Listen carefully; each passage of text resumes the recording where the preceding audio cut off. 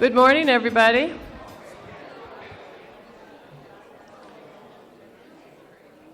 I think we'll probably be having a few more people trickling in. It is just 9:30, so we'll wait a couple of minutes before we get started. So continue your discussions, and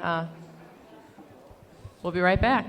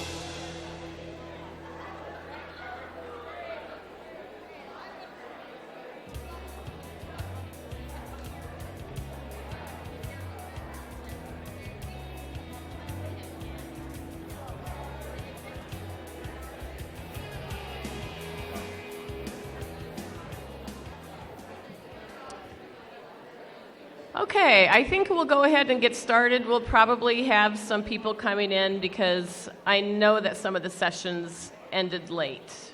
So good morning, everyone. Happy Wednesday. So I think we'll go ahead. I'm not going to say a whole lot. You're going to, at least till the end. I'll save my words till the end. But we've got a lot of information because there's a lot of good stuff going on here within academic affairs that crosses everything that's done at Illinois Central College. So we've got an hour and a half.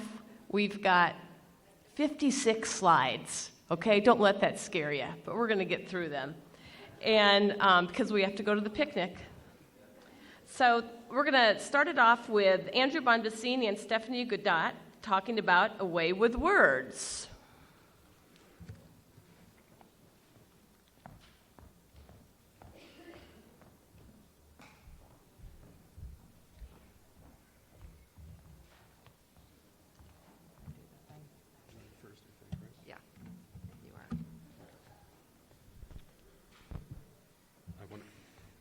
All right, so I don't want to do the thing where I actually lean over like this. So if I stand up nice and straight, can everybody actually hear me? Yeah. Yes, all right, good. We're here to talk about a program called A Way with Words. A Way with Words is based on TED Talks, the TED Talks format. And much like TED, A Way with Words is a showcase for energetic speakers to share an original idea in an 8-minute presentation. For the past 2 years, A Way with Words has drawn hundreds of attendees to the lecture recital hall for a student-centered 8-minute idea exchange. Until now, participation has been limited to students taking English 111 in the spring semester. Each participating section of English 111 held their own idea exchange during class, but then sent one student to our showcase in the recital hall. We're here today because we want to diversify our program and embrace a truly interdisciplinary approach. And we're looking for new voices. Okay, we've got a couple slides. A Way with Words asks students to conduct careful research, imagine their own unique idea based on that research, and then share it with an audience of faculty, staff, students, and the community. The result is a fast-paced public program that showcases our students' professionalism and academic preparation. Thanks to the generous support of the Educational Foundation's William and Emily Miller Memorial Fund, we will continue to offer monetary prizes to some participants. All in all, it's a great experience for students. A Way with Words is also a great opportunity to showcase your course or program. So even if you're just looking for a new spin on existing projects, A Way with Words is definitely for you. It's fun but challenging, emphasizing creative problem solving, audience engagement, and professionalization. Past faculty participants can help you seamlessly integrate A Way with Words into your syllabus. There's so much more information to share, and our time is very limited, so we ask anyone who might be interested in more information to meet with us just for a few minutes here in the auditorium when the academic meeting is over. Thank you. Thank you.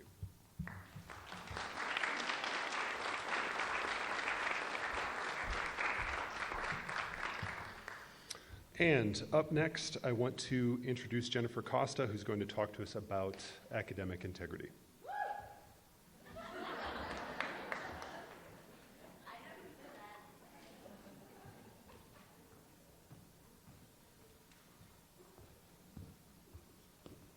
Wow, I'm really short. All right, so for those of you that don't know, I'm in art program. And yes, plagiarism, art, really. We actually do assign papers, we do have quizzes, we do have exams, we have all of that wonderful stuff. And over the past several years, it's really gotten a little out of hand with students going, well, I didn't know that I plagiarized, or I had no idea. I mean, it's been years. Really? That's it? So the worst instance I had was a 40-some-odd-year-old mother who plagiarized off of her 17-year-old daughter's paper. I mean, come on. The 17-year-old was just like, oh my God. She was mortified. So there's got to be some way, I'm thinking, other than just writing it on a piece of paper, sending it off, having it go into a file. You know, let's try to re-educate them. You know, a little refresher course. So this essentially is a Blackboard course that I tried out this summer with my art appreciation students, online course. It takes them about 45 minutes to complete it, but basically it's a bunch of little surveys, little quizzes, things like that, you know, this is plagiarism, yes, borrowing notes from somebody else and copying off of them, you can't do that, yes, you have to attribute it to this. So there's like a survey, And they have to, it's set up to where it's adaptive release. And that way they can start out, they can finish one part, start another part, finish another one, and continue on with that. So that way, Tracy Morris can go, yes, you did take this course. Yes, you did pass. So this idea of you saying, oh, I didn't know, that doesn't really fly anymore. So it's just one extra little thing so that we can make sure that students essentially really start thinking for themselves and stop falling back on that old excuse of, oh, playing dumb and not really understanding. So, all right, that's it. Any questions? Yes?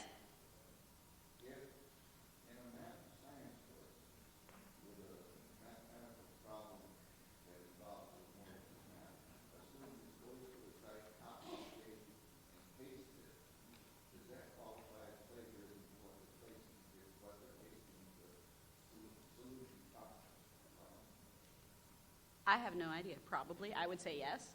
But I'm not math. I don't know. That I do not know. Maybe some of the people who have a little bit more of a background in plagiarism.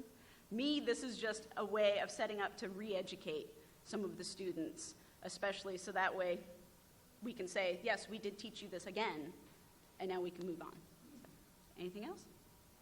All right. Well, just so you guys know, from now, starting this fall, when they get an academic integrity sanction that comes through our office, we're going to check it, see if they already did it once before. But then part of their sanction is going to be to complete the course. So if they don't do that, we will give them, I think, a week or two to check it. We'll actually take it through code of conduct for failure to comply. So, you know, if you guys have other suggestions on how to do that, if you guys wanted a way to do that, please let me know, because it's kind of new.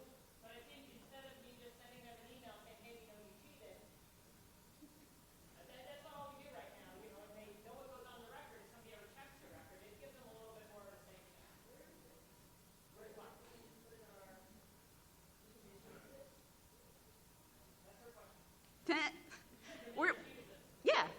We're in the works of figuring out who's going to be the person in charge of monitoring it. But yeah, everybody's going to have access to it.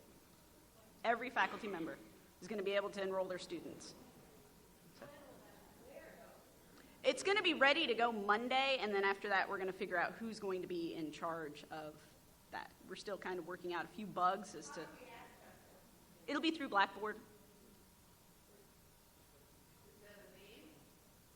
It's the Academic Integrity Refresher Course. That's right that we need to get you guys a process. We're still trying to figure out what our process would look like. Because maybe it's something that you can see if they've done it already, then tell us how you're going to sanction them. Because some of you, you know, give them the benefit of the doubt, failure on an assignment. If you know they've already taken the course twice, that might eliminate the Tracy Morris giving you the subtle hint that, hey, do you want to rethink this? Maybe it's another way for us to do that. So we got to figure those things out. ICC.edu/academic integrity reports with an S. If you do it online, you get an automatic email back, put that student ID number in, it does all the biographical stuff for me, which I really, really appreciate you do it that way. We're trying to get away from the paper sheets because we still have it being lost. So, thank you to those of you who use it as well. Is it harder to do something like this, something I just saw that one, and there's some additions to? At some point, it might be. Right now, this is just a, you got caught plagiarizing or you got caught cheating off of somebody. Instead of just filling out the paper and sending it off to Tracy's office, now you have to do this. So we're still working on that.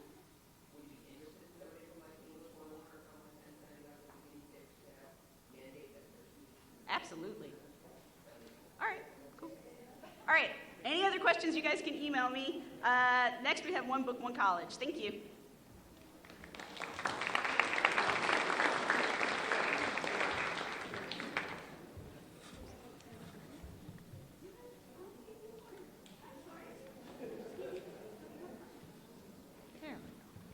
Good morning.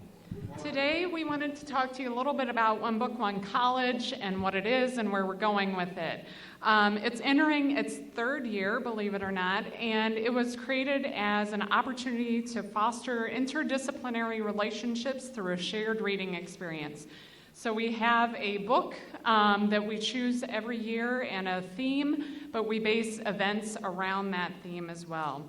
The committee that selects the title is cross-departmental, but we're always looking for more volunteers. So if it's something you think you might be interested in, please contact either me or Michelle. The last couple of years, we've used Ready Player One by Ernest Cline. That was our very first book. And last year, we used March by Representative John Lewis. And our theme was citizenship, so you saw a lot of events around that theme. Combined, these two books have over 500 checkouts and are the most checked out books ever in our history. So that's a pretty big deal for us and for our students, because not only are they checking them out from the library, but they're also purchasing them for classes because they can be supplemental texts for those classes. So our theme for this year, aptly, is persistence. That's the theme the committee chose, and Paulo Coelho is the author of this book. And it describes a young man's journey and his the way that he overcame obstacles to discover where his treasure really lies. So I would encourage you to check it out at the library or buy your own copy or win one at the picnic coming up. As Kate mentioned, we also, besides promoting the book, we promote through a series of events. We have several different types of events. At all the events, we do have sign-in sheets, so if you ever want to give extra credit or require students to be there, we have a sign-in sheet, and then after the event, I email you saying these people attended. So there's a way for you to check attendance that way if you're interested. That's an easy way to incorporate the book. We have anyone on the committee could help you incorporate the book into your syllabus. If you're interested, of course, myself or Kate or any of the librarians would be happy to help you with that. But an easy way is just to have them attend some of the events. And so we have different things. We have community leader presentations. Our first one coming up will be with Rachel and Maria Kramer. We have some faculty presentations coming up. We watch TED Talks every first and third Friday and kind of discuss them. The first one is called Grit, and it's by Tammy Lee Duckworth, and it's just kind of talking about persistence from this other angle. So when we talk about persistence and completion, we're talking about what we can do as faculty and staff, and what we're looking to do with our theme of persistence is to help students understand what they need to do to help persist. So we're looking at two sides of that persistence coin. We'll be showing movies. We're showing The Martian and also a movie called The Way. And then we'll have a book discussion in November. Like Kate said, you can come by our booth at the picnic and win a copy. We also give away copies at all of our events to the attendees. We usually have a drawing.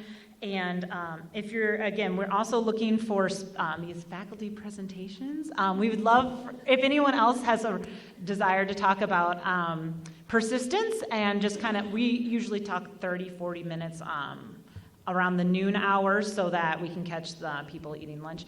We'd be happy to have anyone who's interested kind of sign up and talk to me about that. And also, one more thing, what was it? I'm also looking for people who would like to blog about persistence or their persistence story. And so also I'd like to announce next year our theme is happiness. Or joy. And so right now we're looking for titles, and so you can submit those titles that we can, the committee will review and select from, when we'll probably make that selection sometime November, December-ish, and announce it. So if you have an idea of a book that really speaks to you on the theme of happiness, please submit it on our new website, icc.edu/OBOC. The library has a brand new website, so you should check it out, and included in that is the One Book, One College site. Any questions? Okay, with that, I would like to introduce Sue Sinclair.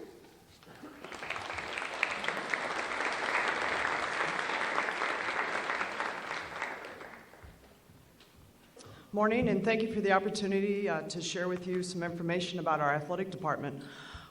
Several of you, as you may already know, we have 10 teams at ICC that compete in the National Junior College Athletic Association, which is a membership of over 550 institutions. You see the 10 sports we have there, 5 male, 5 female sports. And one of the best parts of me getting to come and speak to you at this time every year is to share with you the success that we had as a conglomerative group. When they talked earlier in the opening session about Together We Can, well, I will tell you, Together We Did last year, and that is attributable a lot to the faculty and staff and those working in the tutorial labs.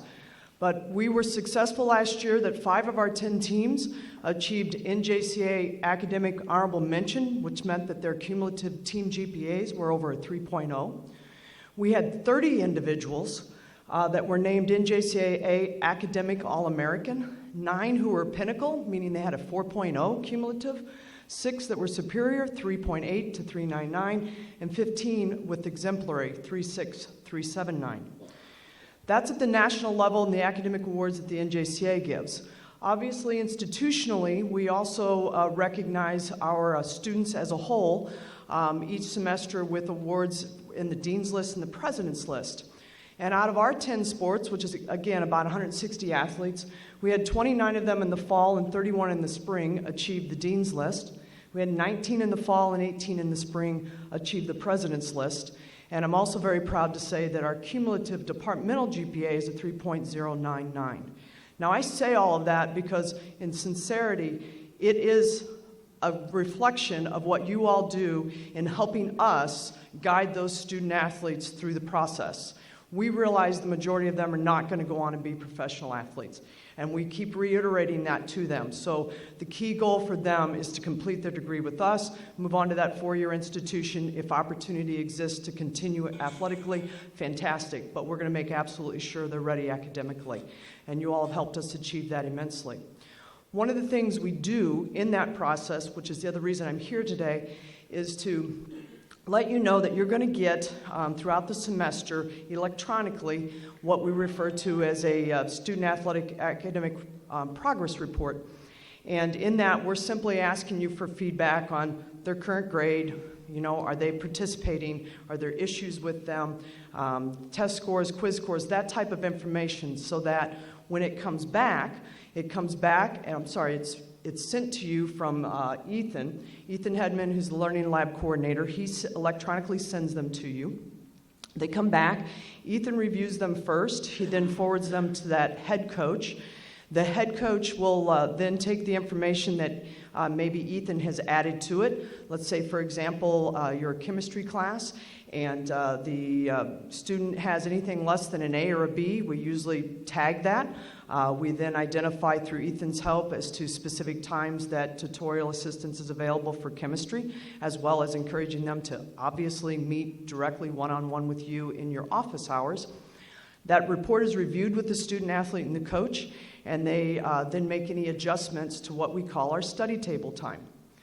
Each sport assigns a little bit differently, but a certain amount of hours that the student athlete has to put in, typically in one of the labs, either the math lab, the learning lab, or the studio. They also do some of their hours in the library.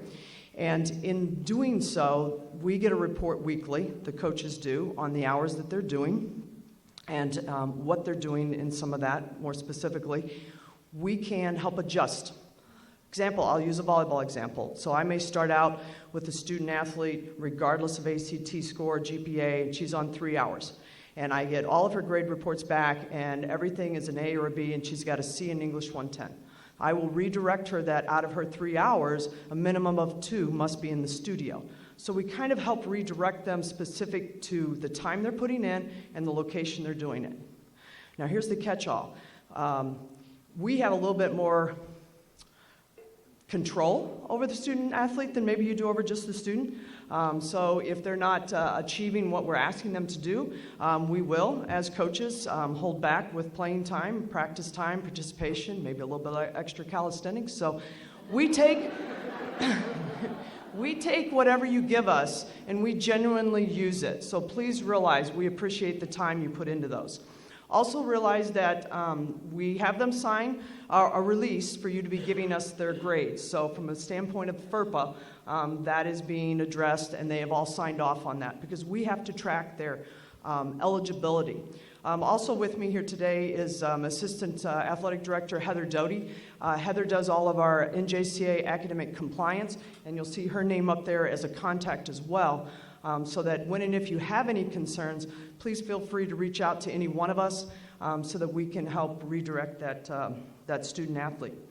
A couple other real quick things. If you didn't get the handout, there's some on the tables as you go out today that gives a summary of the information we just discussed. And last but not least, the admission to any of our events that charge an admission is free for faculty, staff, and students. So please come join us in the year's events. And again, thank you. We really exceed the typical two-year institution academically in the athletic world, and that is a reflection of what you all are doing. So have a great year. Next, we have curricular updates with Dr. Weber, Julie Clemens, and Leslie Zimmerman.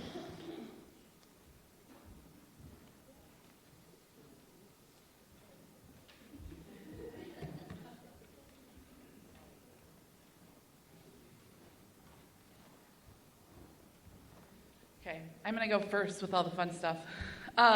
So just a couple reminders, and then I have one request that I know you can't wait to hear what it is. So one reminder, the Associate in Applied Science changes, Associate in Science changes that we made last year are now going to be implemented in the catalog this year. So you'll see them when you go look at the catalog. That was an initiative that was handed down to us by ICCB, basically requiring more science at the two-year institution, and then when the students transfer, they will actually take an additional social science and humanities at that transfer institution. Decision was made basically to try and help those STEM students transfer in at junior level with their major classes. So that's one change to make sure and remember is happening. Pardon me. Also, I know there's been some discussion in the last week in relation to IAI courses. So the Illinois Articulation Agreement was actually made between between two-year and four-year institutions, basically to help make sure the credits are transferring between the two institutions easily for the students. Those courses are actually approved basically by panels that are made up of four-year and two-year faculty, administrators, staff. We know there are some changes that everybody's concerned about, or not everybody, but a lot of people are concerned about in the life science area. There's more to come. We're working on it. We don't know if any changes are going to be able to be made, but you will be hearing more. So we are aware. We are working on trying to do the best thing for our students. 3, the curriculum guide is now in its second year. You can find that in CDS. Basically, that's designed to help you create any new curriculum and to update all of your courses. It will potentially have some changes here in September, so if you're thinking of printing a new one, don't do it yet. It is out there, though. And I'm trying to think of what else. I want to say, first of all, kudos to everybody along with that same project. This summer has been one of the most active since I've been here at ICC as far as people working on curriculum and changing curriculum, and it's been amazing, amazing, amazing for me to see the changes that are occurring because of assessment data and stuff coming out of that process. So I'm very excited, and I'm really excited to see people excited about their programs and making changes. And then, finally, this is my request on behalf of our office, the Enrollment Services Office, Advising Office. We are asking that at your first day of class, you have a roster, and on that roster is listed each student's program of study. If you could just go through those and say, hey, Nice to meet you. So I see you're interested in psychology. And when they say, no, I'm going to be a dental hygienist, you need to say, please go and change your program of study. So we have a couple things that are all feeding off of that program of study that you're going to start hearing more about. But one is an automated degree audit that we're going to start using this fall. It's available for the students and faculty and advisors. So if the right information is not in the system, that degree audit is not going to work. There are also other implications that you're going to hear more about as far as funding, completion rates, and a lot of other stuff. So please, if you can help us get the word out, make sure students are signed up for the program that they actually intend to complete. That's it. All right, just a couple of update reminders from my perspective. The perception of the curriculum committee as Galileo going before the Inquisition, I think, is what many of us have. It's your favorite committee every semester to come visit, I'm sure. We have the reputation of being known as the period and comma police, which obviously is part of our job because what you present to us and what is approved does actually go in the catalog, and we want to make sure that we represent ourselves well. But we're wanting to present a more welcoming, open environment where you come and show off your work to us. And it does give us a perspective outside of our individual disciplines to what is actually what we're all about. So it gives us that institutional perspective. Now, an announcement for membership on the curriculum. We are in need of a representative from AIT. We do not have currently someone from AIT, and we like to have each department represented. So if you're in that department, your department meeting this afternoon, if you want to discuss that. Pardon? Okay. Well, get that information to Maxine then, and or let her know. Make sure it's official today, though, because it's supposed to be voted on, so make sure it's official. And at the meeting today, just forward that to the Senate. Oh, you got several of you already? All right. All right. Motion carried. All right. Kind of like how we operate. All right. Now, back on track. Calendar-wise, we will be approving the calendar tomorrow, and I want to make a couple of observations to you about that. When we approve the calendar, it will be posted in CDS. There are 2 dates. One date is the date when you need to have your material to the curriculum office.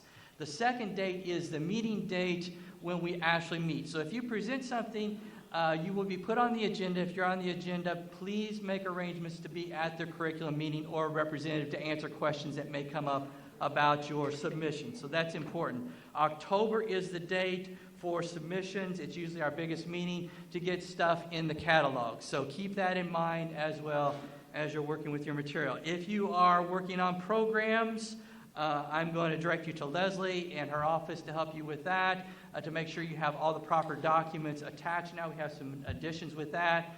We can't consider a program unless it's complete with all of the proper documentation. For what she referenced about syllabi development, C6, kind of easy. C6, that's where you will find the information, a checklist of information that we will look for in reviewing a master syllabi when it comes to us. And I do want to say that the members are very diligent and take their work seriously. It takes us several hours to work through our agendas, each curriculum member. So it's not just showing up to a meeting. It takes several hours to work through this, and we do look, and it's kind of like grading papers, reading all this material, so that we're prepared for our meeting. What I want to point out is something that came up reoccurring last semester from the curriculum perspective towards presenters was the ever-present Gen Ed goals. Yes, we are going to be changing those, but as you consider your Gen Ed goals and how they are attached to your syllabi, I want you to keep that in mind, how you will be using them. More is not always merrier when it comes to the current system. We are going to be moving to a new system, but I want us to get in the habit of thinking of Gen Ed goals. 3 specific things. Do the Gen Ed goals align with a course goal? And as such, does the course goal align with the operational definition of that Gen Ed goal? That's very important that we start thinking in those terms. Secondly, does the master syllabus show where direct instruction is provided? of that? And third, is there evidence of assessment of that? So that's something that keeps coming up when we're looking at master syllabi, besides the ever-present periods and commas, is the Gen Ed goals. So I want us to start thinking in those terms. All right. That's all I have to say, and I will turn it over to persistence and completion.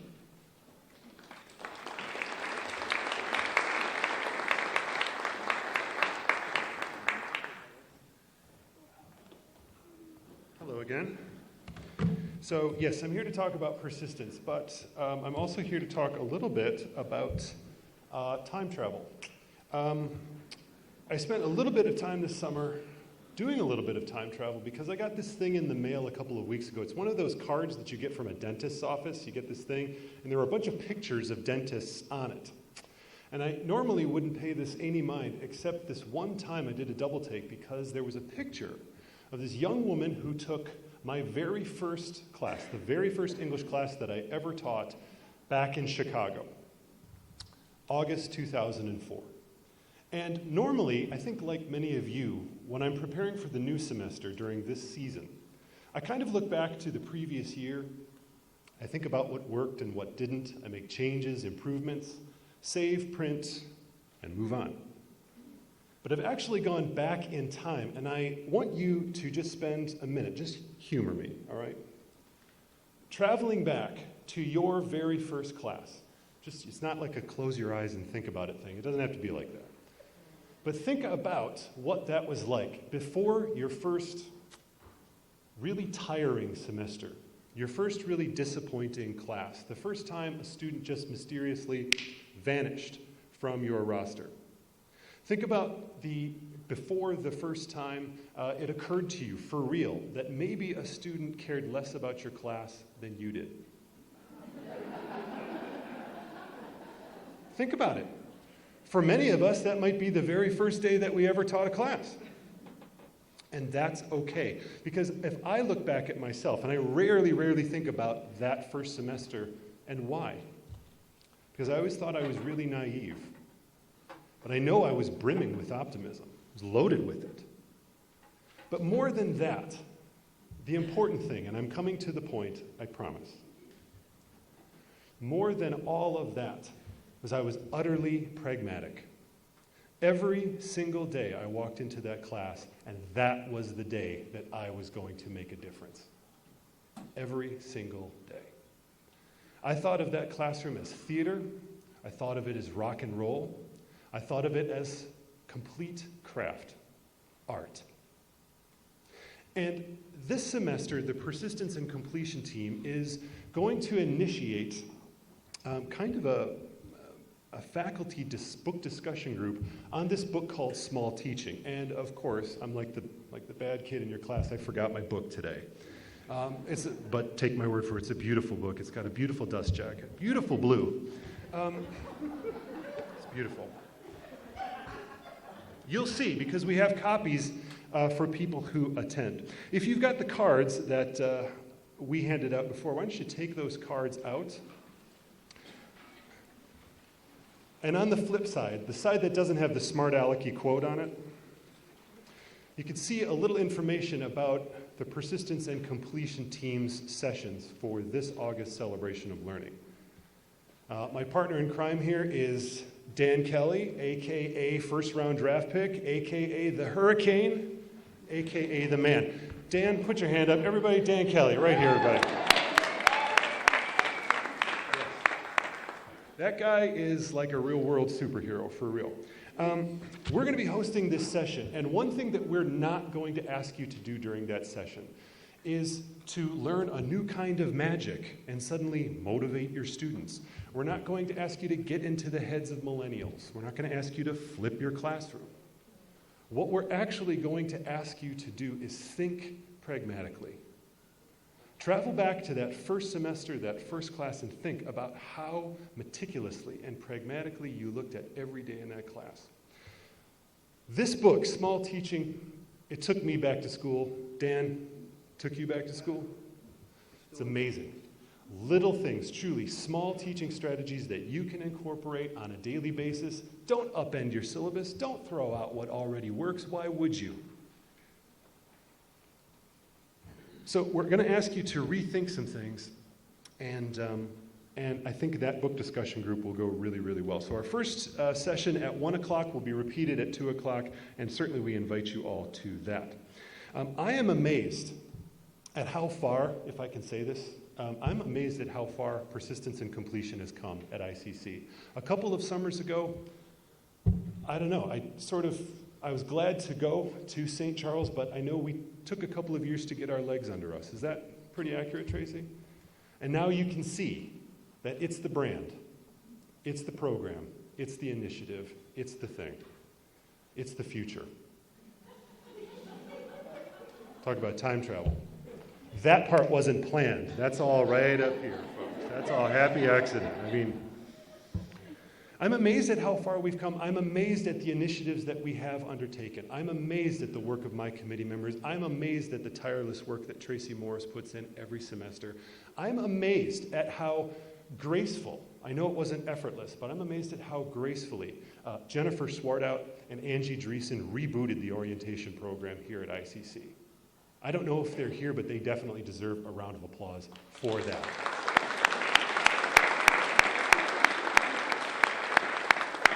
I'm amazed at the energy that our president is bringing to this, and I invite you to be part of this new plan, this new direction. It's like a reboot. It's a fresh, clean slate. So, join us at 1 o'clock. Let's hit the ground running. That's where the rubber hits the road. Thank you very much. Up next is academic standards.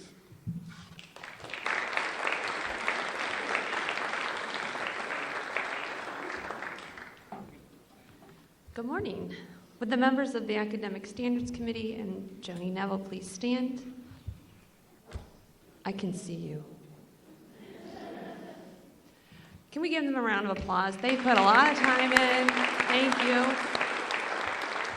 So these wonderful people have been working hard for you to find new placement tests and scores to replace the soon-to-be-gone Compass. Last summer, the state mandated that we had 1 year before needing to accept the new PARCC test. Since there was very little data about this test or score equivalencies, a Six Sigma team was formed called the Academic Student Readiness Team. This team met 2 hours weekly for the fall semester and continued to meet for another hour each week in the spring. Would the following members of this team please stand up? Full-time faculty members were Elizabeth Baldridge and Kelly Thanem from the International Office, as well as fellow adjunct member Tia Van. Yes, you have to stand up. Student Services was Rich Fields and Emily Points over there. The academic deans, Jennifer Swartout and Joe Bergman, they're right there. And the chair of the committee in Six Sigma Black Belt, Jill Wright. They put a lot of time. Let's give them a thank you applause too.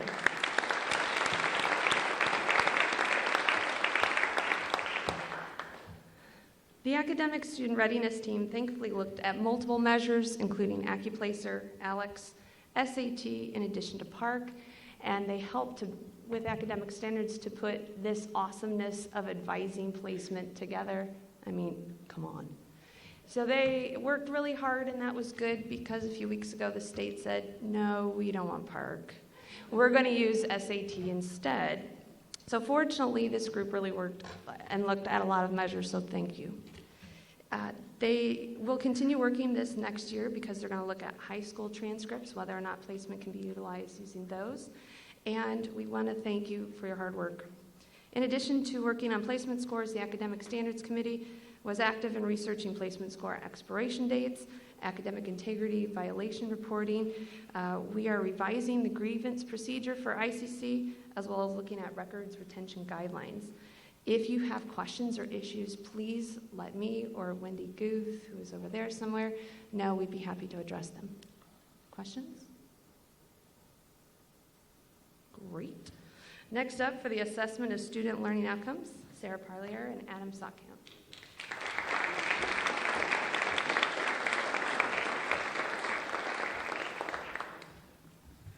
Good morning.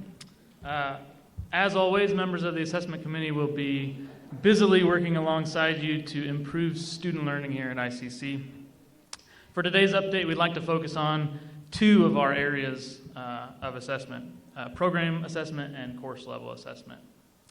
Last year, all career and technical education programs, all of our CTE programs, completed the initial steps in the program assessment process by creating program goals, by creating student learning outcomes. We determined measures for those outcomes and achievement targets for those outcomes.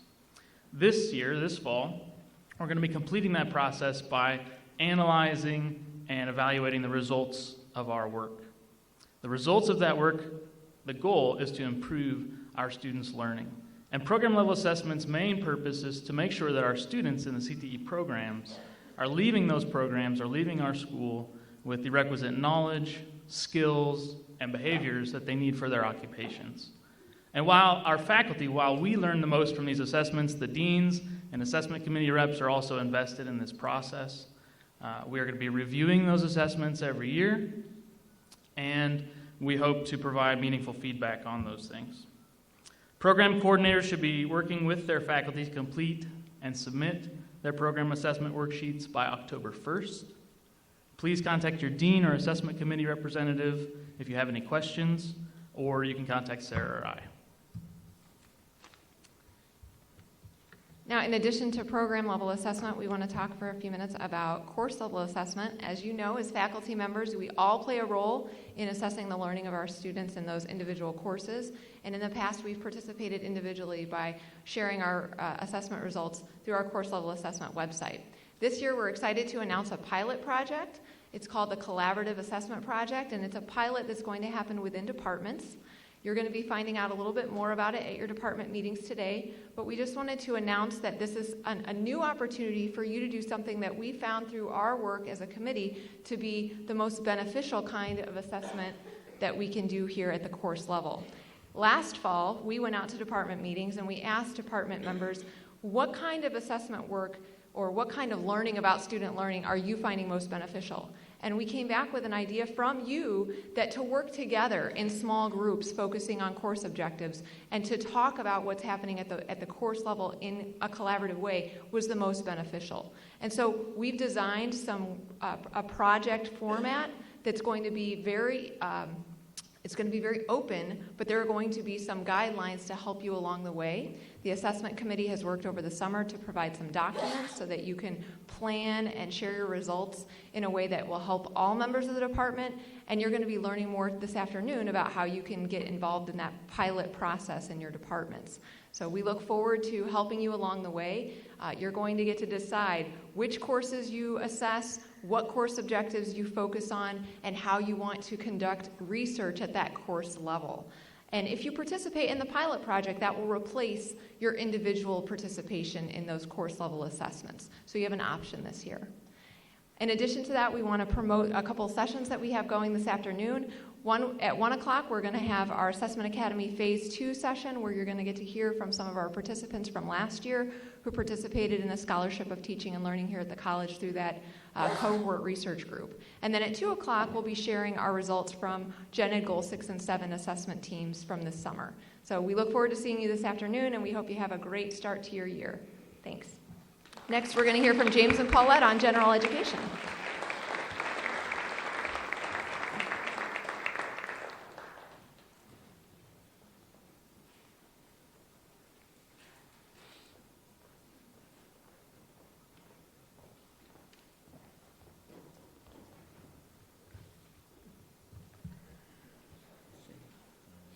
There we go.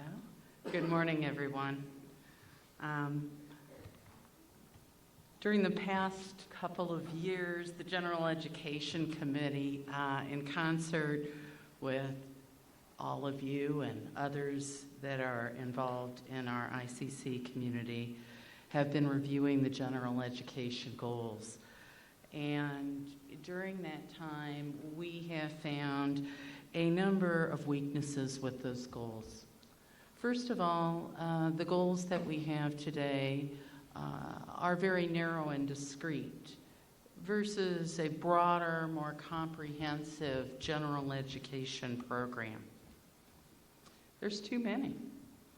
We have 11, 13, or 15, depending on how you count them. And given that number of goals, it's highly improbable that all of our graduates meet every outcome. And finally, the large number of goals and sub-goals lengthens the college-wide assessment cycle. It takes 4 or 5 years just to get through those goals. Another problem with our goals were when we released them, operational definitions weren't really available. Everybody thought they understood what those goals meant, but it turned out many of us saw those goals differently. And so oftentimes they were put into courses that had very different understandings of what they meant. There was a lot of deliberation in the committee about how to correct some of these issues. And one of those was the shift in focus from credit hours and distribution areas to the entire curriculum. And I just want to take a moment to sort of underscore this. When you look at what's in a degree program and you see those lists of so many hours of English or math or science, what you're really talking about is distribution areas. And those distribution areas are separate from the general education goals, from institutional learning outcomes. The distribution areas are set by the ICCB. What general education goals do is to try to connect learning across those areas. So we're more interested now in some shared institutional learning outcomes, an integrated general education program, instead of just isolated general education courses. We also want to make sure that every graduate can meet all or each of those goals. And finally, of course, we'd like to see some help for assessment and streamlining that college-wide assessment process. So instead of having 15 or 13 or 11 or however you want to count goals, we've streamlined it to 3. And just a little bit of history about how we did this. We've gathered input from a variety of sources, including employers, including the HLC, including faculty. And the Gen Ed committee has, over the course of the past year plus, I would say, come up with 3 goals that were, or 3 institutional learning outcomes that we're pretty sure that the college will embrace, and that can be taken across the curriculum. So rather than having these sort of goals that are geared towards English or goals that are geared towards science and so forth, having a more integrated process. And so the first one you see there is reasoning. I'm not going to read the definition and so forth, but this is one of the goals we had this time, was to release a package when you're voting, so you know what you're voting on. You're going to have the statement of intent, as you see there, which is essentially a brief definition. You're going to get some examples of what this means, and then you're going to get a rubric. I know on the slide there it says sample rubric skills and abilities, but the assessment committee has done a sort of, talk about superheroes, superhuman job and gotten us some rough draft rubrics so that when this comes up for a vote, you'll not only have the statement of intent and the examples, but also a rubric so you can see how it would be assessed. So let's take the idea of reasoning. It doesn't matter if you're in an English class, if you're in a dental hygiene class, if you're in a communications class, and so forth. You can apply this, and the goal is that rather than sort of a one-size-fits-all assessment, you'll be able to do it by your own discipline. So you'll say, okay, how do we in health careers use reasoning? And those are the artifacts that you would give to the assessment team. Second one here, communication. Again, if you just focus at the examples there, you can see that we communicate in multiple ways. So let's say you're in an art class, you can look at a painting and look at it for how it communicates aesthetically and so forth. Nonverbal communication in an oral comm class, for instance. The written communication, a journal for a clinical. So you see, it can rather than just communication equals English 110 or COM 110, it's now integrated across the board. And then the final one is responsibility. This is one where you would take. Looks like we've got. Yeah. The slides have been slightly mistitled. This is actually not the responsive. This is the reasoning one. We'll go back up to reasoning. Where is it? Okay. Anyway, responsibility. Where are you? It's not showing up. Okay. It's not showing up. Okay, that's the wrong one. But this goal is sort of taking the place of the previous goals that talked about, let's say, ethics or diversity, but you can also put something in here like sustainability, for instance. Being a responsible professional, being a responsible academic. We heard a talk about plagiarism earlier. This would fall under that goal of responsibility. So how do you manage yourself as a professional, as a student? And so again, you can see how this would apply across the board. Okay. So in future weeks, we are going to be enlisting your help. We'll want your feedback. We're going to be sending this out to the whole campus community. And these are rough drafts. So if you have reservations, if you have suggestions, if you have different examples, if you have different wording and so forth, it's your chance, and you'll have close to a month to weigh in here if you have issues about the rubrics or whatever. And based on your feedback, then we'll make some final adjustments, and then. And then we will send these out for a faculty-wide vote in October. And that vote, again, will be based on the whole package rather than last time where you just had the goals. This time you will have the operational definitions and the rubrics. Okay. And we will now hear from Wendy and Nick from Professional Standards.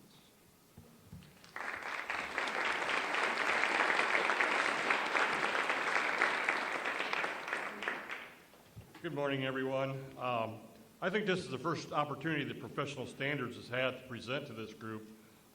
We're a relatively new committee. We were appointed by Dr. Timone 3 or 4 years ago, first chaired by Tom Pilot. And we are here, in my view, to help faculty and deans kind of avoid the pitfalls that are out there waiting to bite us if something is out there. I'll give you an example of what I'm talking about. Everybody's reorganization meeting for committees is today or in the next couple of weeks. I missed the first reorganization meeting for Professional Standards. Guess what happened? So my first piece of advice is make the first meeting, otherwise you might be in charge. So, and we scrupulously try to avoid dealing with things that are mentioned in the contract. We're not here to be the bargaining unit. That's somebody else's role, and we try to avoid that. So several things we addressed this year. The first thing that comes to mind, and it's not really that big of a deal, but it is if you think about it, is room sharing. If you are sent on a trip, whatever it may be, where you have to spend the night, before this year, you were required to share a room with a fellow employee if you were of the same gender. Obviously, that's problematic. Well, we finally got that changed, so now that no longer occurs. So that may seem like something little, but it's out there waiting to bite somebody, and we're not going to let that happen. Now that carries with it the caveat that if there's only money available for lodging for maybe one person, that may eliminate travel. So it's still optional if you want to do it, if you want to share a room, but it's not mandatory anymore. The other issue we talked about this year was FERPA. Everybody knows what FERPA is, but a lot of people don't know what FERPA really means. For example, who's the organization's FERPA contact? Anybody know? It's not Tracy, if that's what you're thinking. It's the registrar. It's Nikki. Well, I didn't know that, and I don't really understand FERPA, but I know that it's a problem, and I know we've had issues where faculty members have gotten into trouble, not intentionally, but faculty members have unintentionally gotten into trouble with FERPA. So Dr. Morris came to us because she's kind of trying to work through it with her department on issues involving FERPA and how faculty can avoid problems. One of the biggest issues we have is what do you do with a student recommendation? Somebody sends you a mail, email, whatever, phone call. Would you recommend this student? That ought to be a big red light come on. We're violating FERPA if we don't have permission to do that. Tracy, through the Professional Standards Committee, reviewed all of that this past year, and we've come up with ways to do that legitimately. So if you have an issue, somebody comes in and says, how do you recommend that student? Think about that. Now, I know there are departments, Health Careers for one, does this all the time, and they have procedures in place. They've worked with Tracy's office to make this right. But just keep that in mind that if somebody comes in asking about a student, FERPA ought to be the first thing that hits you, and you need to make a phone call if you don't know what to do. The easiest way that I deal with it personally, when I have a student or somebody asks me to give me a recommendation, I give the recommendation that I write to the student. If you give it to the student, then the student is distributing it, not you, and you're not in violation of FERPA. So just little things like that are what our committee is looking at. Finally, this past year, I'm proud to say that our group was published. We were actually published this year. This is our document. Members of the committee, don't wait for the royalty checks to come in. Janice Kinsinger asked us to go through this book. We did. We revised it. I think we made it a better book. I don't know that it's up there. For those of you who can't read it, it's the faculty handbook, which all of us have to live by. Like it or not, we have to live by it. It's going to be online if it's not already, either on the faculty staff webpage under documents or on ICCNet. So this was redone this year, and we spent a lot of time working on this book, and I think we improved it a lot. So any questions for my committee? If there's some topic that comes to mind that you think we need to look at, please get in touch with myself or Wendy. We work at the direction of the provost, and we're here to kind of make things easier to keep people from getting into trouble. It's my pleasure, I'm hoping not for the last time, but I'm thinking it might be, to introduce our, and I don't like to use the word interim, because she doesn't do the interim job, she's doing the job as a provost. So it's my pleasure to introduce Margaret Swanson.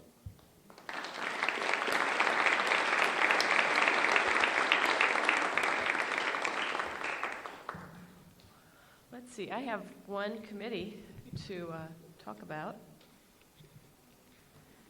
And this actually is the old AQUIP logo. I'm not sure how Joni found it and how she got it, because I couldn't get the new logo out, but off of the website. But AQUIP, and my partner in crime, Jen, you're over here somewhere. Stand up, Jen Richrath, okay? Jen's been my partner in crime with AQUIP Steering Committee. Well, you started on the steering committee as an original member, didn't you? And then I came on board after that. But then in 2010, I believe, is the one that I took on the co-chair of that. And we've done a lot together, and Jen has decided that she needs to take a step back from the co-chair role. So I want to publicly thank Jen for all the work that she has done over the course of the year. She's going to still remain on the committee, but just not be co-chairing it. But we wrote that systems portfolio together, and we spent hours and hours together doing that. So publicly, I want to thank Jen. Let's give her a round of applause.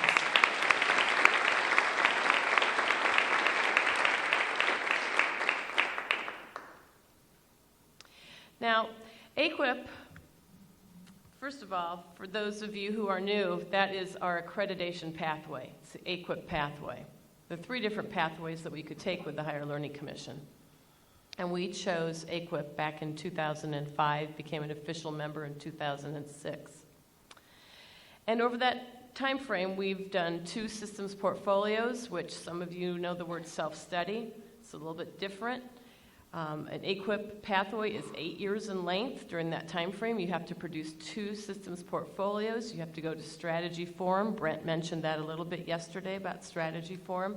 And we talked about it, for those of you here last year, I talked about that. And I'll help you remember a little about that in a minute.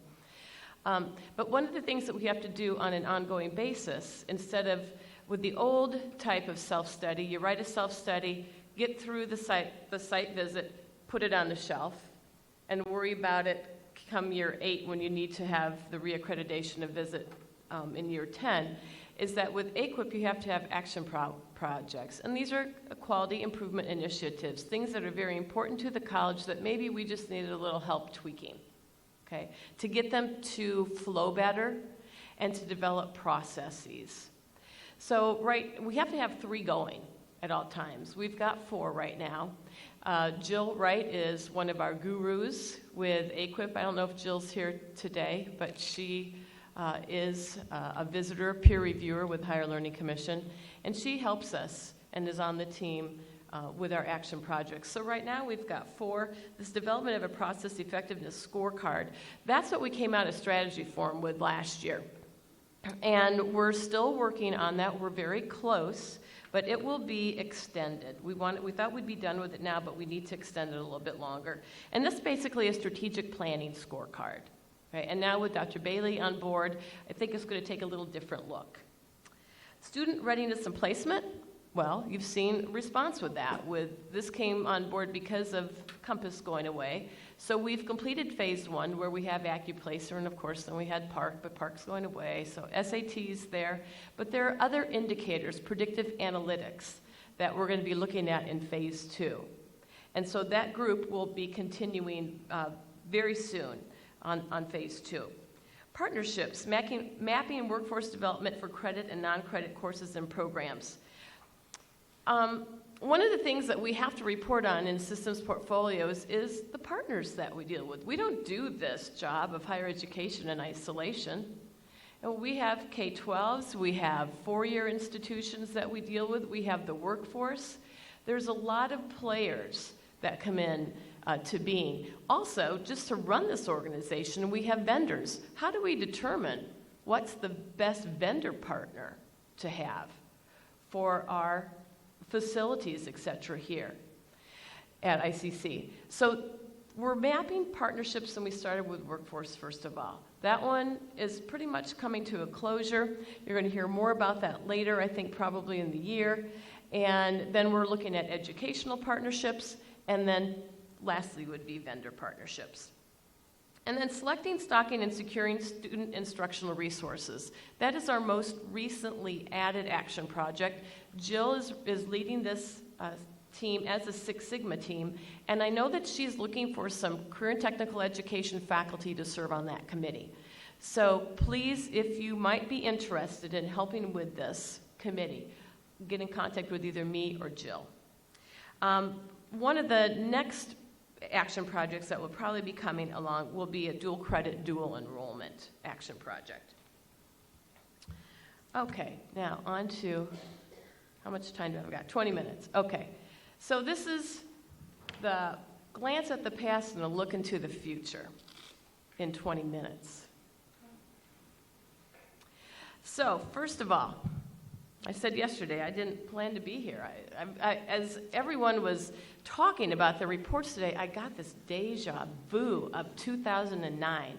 Who was here in 2009 in fall? Okay, remember we had just finished that 4-year course level assessment project, and we had all of these reports. And one of the things I said when I was at this podium then is that I don't know what we're going to be doing.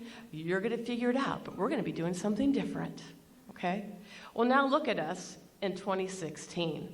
look where we have come. I mean, it just, I'm in awe sometimes because sometimes we can't see the forest because of the trees in front of us, but look at all this rich stuff and wonderful stuff that we're doing. Last year, one of the things that we talked about is that we're one smart cookie. Remember that, Brent?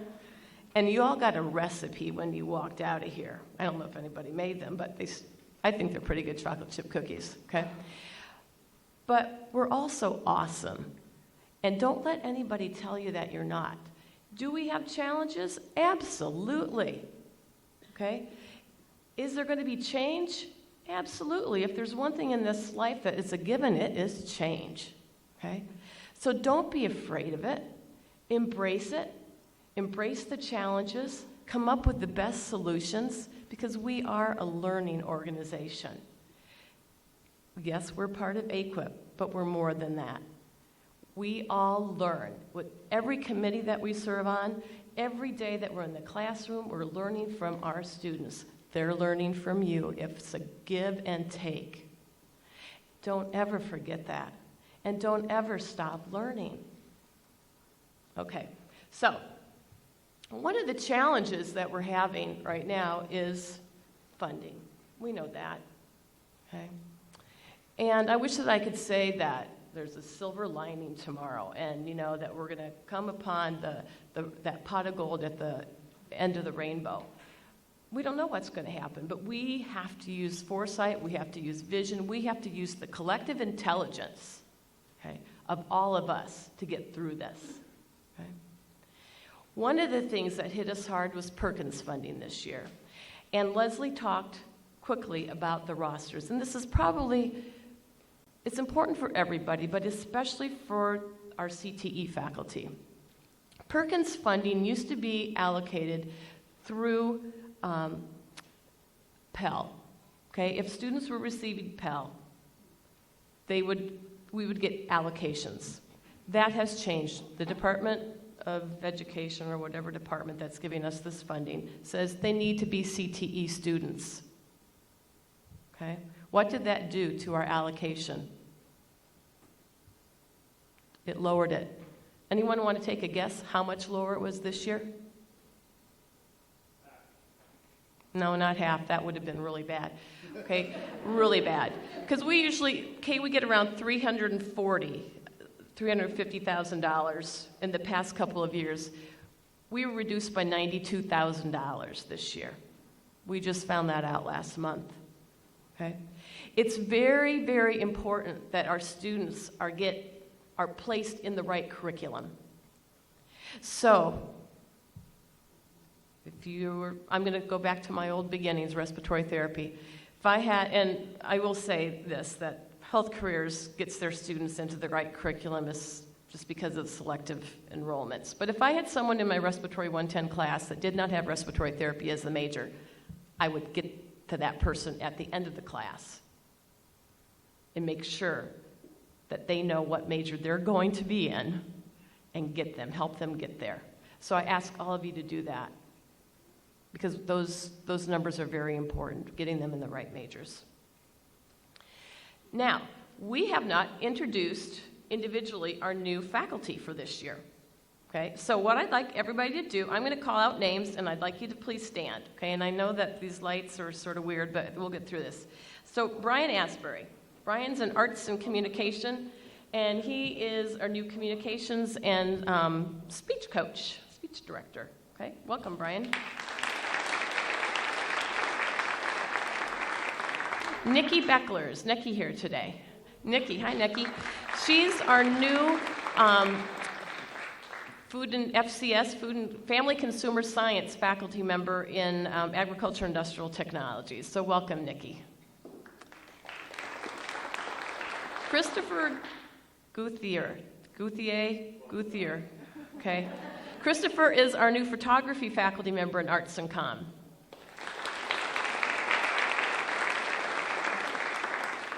Rafiq Al-Hashimi. Rafiq, there he is. He is our new faculty member in secure software in that area, so in the BHIS area. Welcome. Jackie Kaufman is a new full-time temporary faculty member in nursing. Is Jackie here today? Nope, she was here yesterday. Or Monday she was. Susanna Kulule. Did I get it right? Or close enough, Susanna? Susanna's our new full-time faculty member in nursing. Welcome, Susanna. Blake Lehman, new full-time faculty member in agriculture over in AIT. Dustin Wise Fisher, he is our new temporary full-time faculty member in graphic design over in Arts and Con. Welcome, Dustin. And VG, where are you, VG? I can't pronounce your last name. So, Veridarajan, or something like that. She's our new full-time faculty member within the physics area in math science and engineering. So those are our new full-time faculty. Did I miss any of the new full-time faculty? Okay.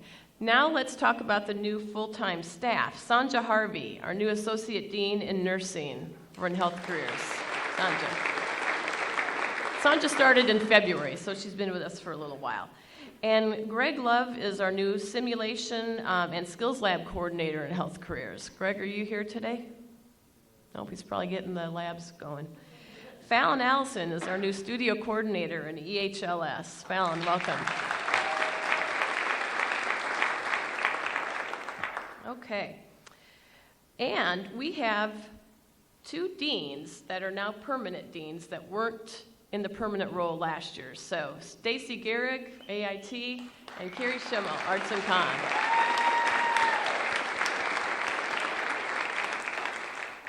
So I hope I didn't leave anyone out here. I tried to make sure I was getting everybody. Well, these are the things here that are on this list, the rest of the list, are things that we've already talked about. So, except Strong Start. This is, some of the highlights from this past year. Strong Start. Does anyone know where we got the name Strong Start? Well, I know a few people do, but Washington Strong.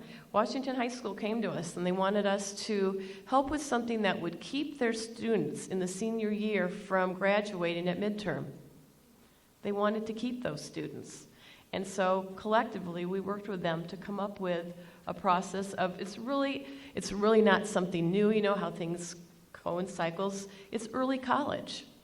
It's just a way of doing early college, which we tried to do a few years ago in the early to mid-2000s, and it didn't really pan out, but Strong Start has caught on. And right now, we've got Washington, Morton, Quest Charter Academy, Peoria Public Schools, and the newest is East Peoria Community High School that's signed on to Strong Start. And what that means is that senior students will be coming to ICC to take a couple of courses during the semester, and then they'll be back at their home campus. There are various criteria that they have to meet academically, and as far as attitudes and behaviors-wise, in order to have the privilege of being a Strong Start student. So you'll hear more about that.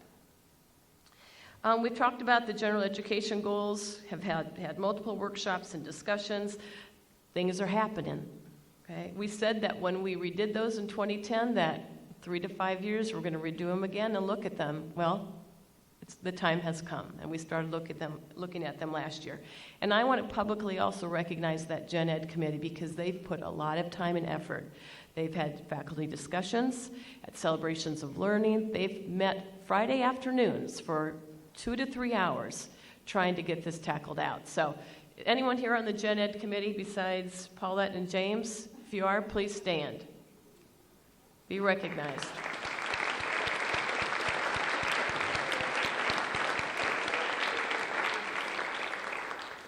And assessment committee members, stand up, okay? That's been a lot of time and effort, okay? A lot of people have put many hours into working over this summer to do peer review of the program level assessment worksheets, and you're all to be commended. We keep moving forward. We're always learning, and we're making improvements based on that. Persistence and completion. There's been a lot done with persistence and completion. Tracy has met with various departments. The book discussions will be happening. One of the things that Andrew mentioned was that The Orientation 110 course is being redone. They're using a model of Skip Downey's On-Course book. And this is a cool book. And there's going to be workshops, hopefully, if funding materializes, but it's in the planning process that there'll be workshops on course. And these are things that you can use in each of your individual courses to help with students' persistence. And basically, we're making quality improvements throughout the college, one step at a time. A couple of other things I wanted to mention before I go to the next slide is that the vice president, my replacement, the vice president of academic affairs and chief academic officer search committee, will be starting to meet. The first meeting will be the week of August 22nd. The date that week and time has not been established yet, but will be soon. There's 7 full-time faculty members that have been placed on that committee, and there's 7 staff that are in the process of being named. And one other thing as far as assessment, we had the assessment fair in May for the past, I don't know how many years we did that, 5, 6, something, probably 5 years that we did the assessment fair. But by losing that study day, it was really hard to do an assessment fair again. So this year I didn't want to give up on that. Okay, and those on assessment know that I did not want to see that end. We worked too hard to get that started, and there are so many people that are doing wonderful things that we want to recognize that. So we changed it to Celebration of Student Learning, and we had it in the library, and that was in May. The attendance was maybe 30 to 40 people, but we had presentations that were out of this world. So I would ask that you seriously consider whatever pathway they decide to take that with next year, because I won't be here to see what happens in the spring with that. Please participate. You are all doing wonderful things in the classroom with your students. Come and show others what you're doing. So that was wonderful. All right. Okay. Let's go to a look ahead. Program planning started in February, March. Those that are in charge of programs, if you're a program coordinator, program director, you all put your plans into the program planning database. Deans put theirs in. And currently we're shaping the academic division plan. And we're sort of waiting for Dr. Bailey to get here to sort of look at where she thought things might go after discussions and seeing where the rest of us felt that we were ready to go. Last year we talked about redesigning community colleges, okay? And a lot of people have the book, okay? Started looking at it, reading it, asking questions. And, I'm not here to talk about redesigning community colleges, okay? We all know that something has to be done differently, but it's not cookbook. It's not following a recipe. It's finding out what's going to work best for each organization. And then you do it. So again, it's the collective knowledge that we all have and asking each other those, I don't know, when I was in my doctoral program, they called them the wicked questions, okay? So that's what I know them as. But it's the questions that maybe sometimes we don't want to think about, okay? Because it means that change will be coming, okay? We all have to reflect, and we have to think of what those questions are and ask each other, are we doing things that aren't encouraging our students to be successful? What are the barriers that could be there? Now, one of the things that we have, besides this nicely redone faculty handbook, okay, and I commend Professional Standards and Janice for going through that, is a catalog. Okay, now granted, we're not producing many of these, but it's on the web, okay? And I don't know if anybody has taken the time to really even look at how the catalog has changed, but in the back, in the program level workshops for all of our CTE programs, I will find it here in a minute, they all have program mission statements, program goals, and program learning outcomes. Every mission statement and goals and objectives, learning outcomes, are listed in the back of the catalog. So if you haven't seen those yet, be sure to take a look, okay? One of the things that I always find amazing is the number of programs that we have here at the college. That's a thick catalog. How many certificates do you think we have? Who wants to take a guess?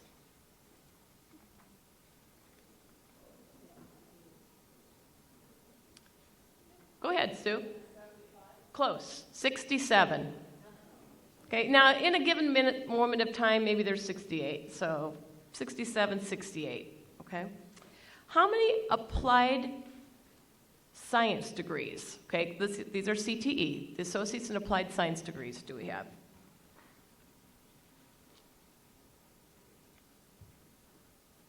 I heard something, but I didn't hear it up here. 35? Oh, higher? 45? 55. We have 55 applied science degrees.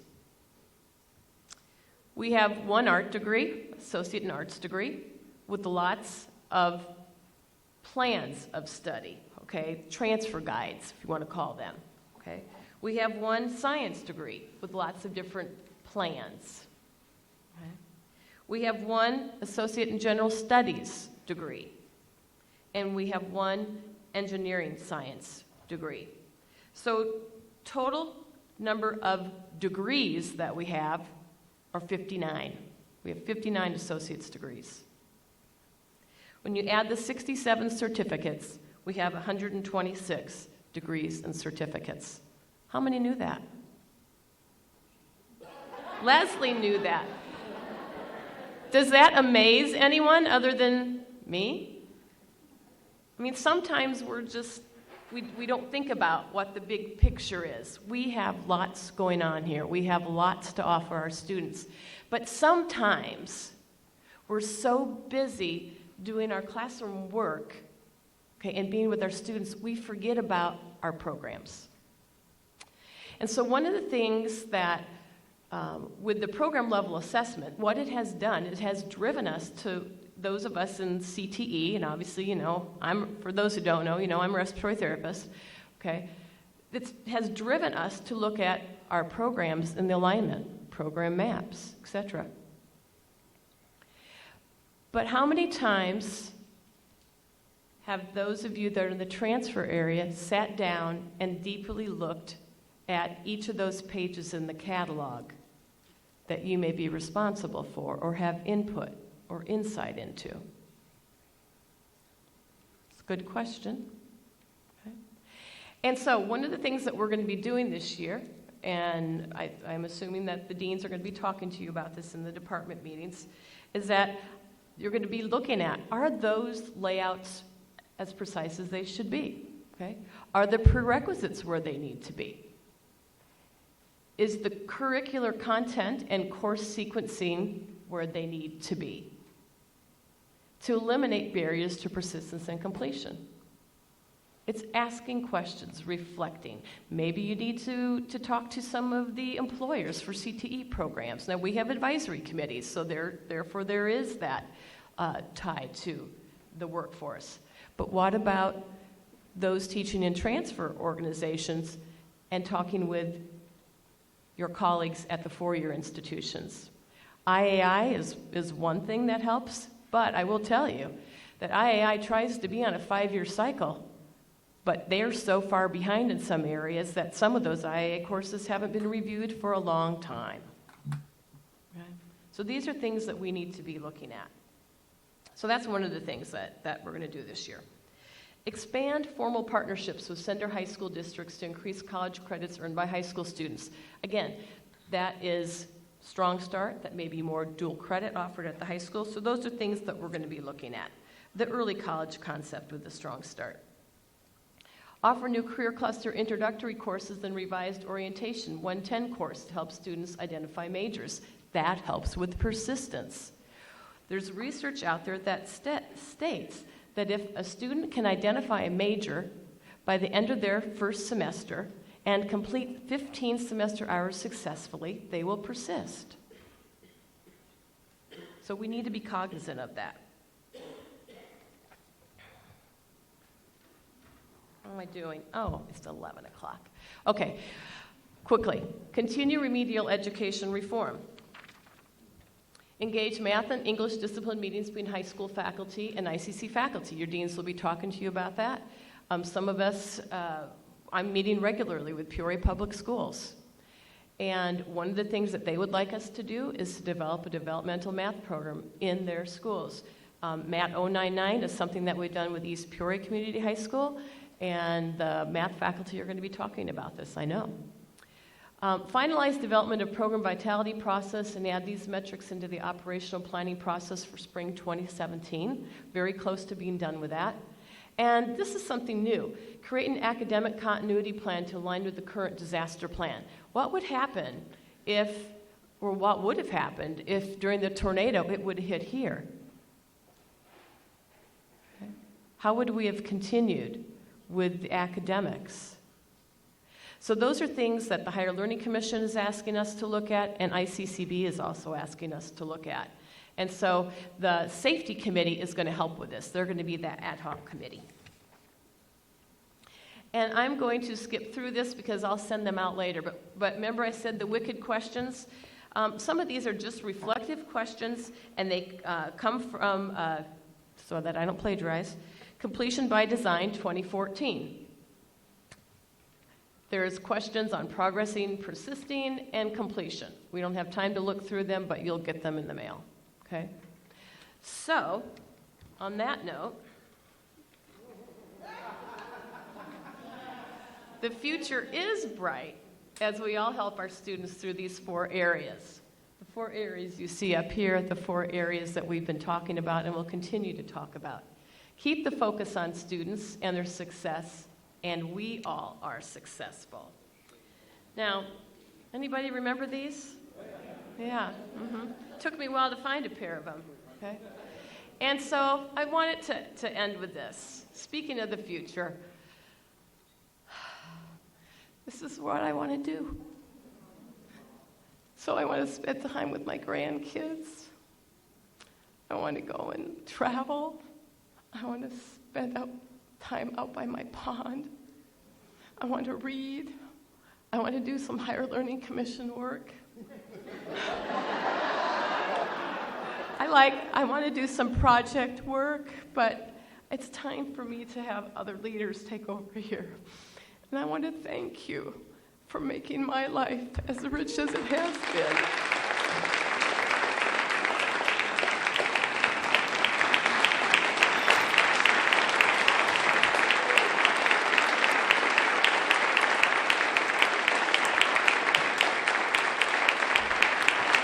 Thank you. It has been a wonderful, wonderful life. I came here, not all of you know this, I came here with an associate's degree. This place was my home. You are my family.